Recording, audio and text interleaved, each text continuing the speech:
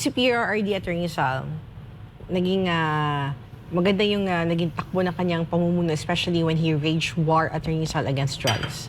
This time, kay Pastor Apollo Siquibloy, he is waging war against corruption, Attorney Sal.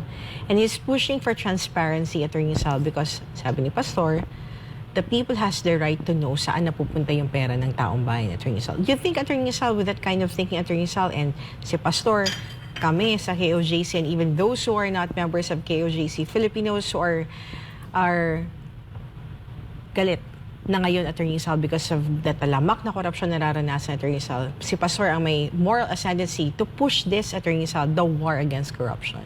Oo. Talagang siya ang may moral ascendancy kasi ang record niya speaks for itself.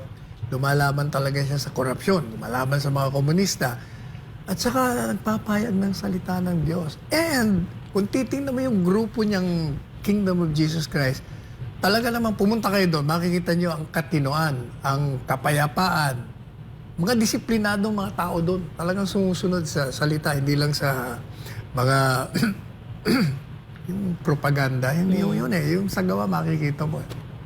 And Attorney Sal, lagi tinatanong kay Pastor bakit pa Pastor walang corruption sa KOJC? Kasi sabi, ito, Attorney Sal, share ko lang, ini-inculcate ni Pastor sa lahat ng members ng KOJC, especially sa mga leaders, Attorney Sal, the right attitude when it comes to handling money, Attorney Sal, especially money that is intended for something.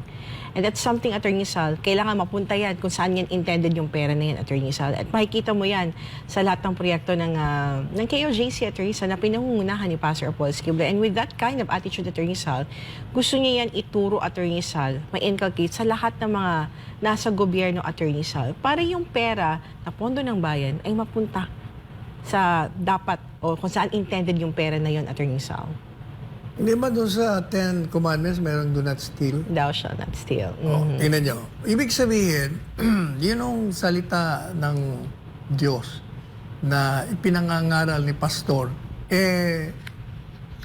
isinaloob ng mga membro ng Kingdom of Jesus Christ. Kaya walang korupsyon. Yan ang ibig sabihin.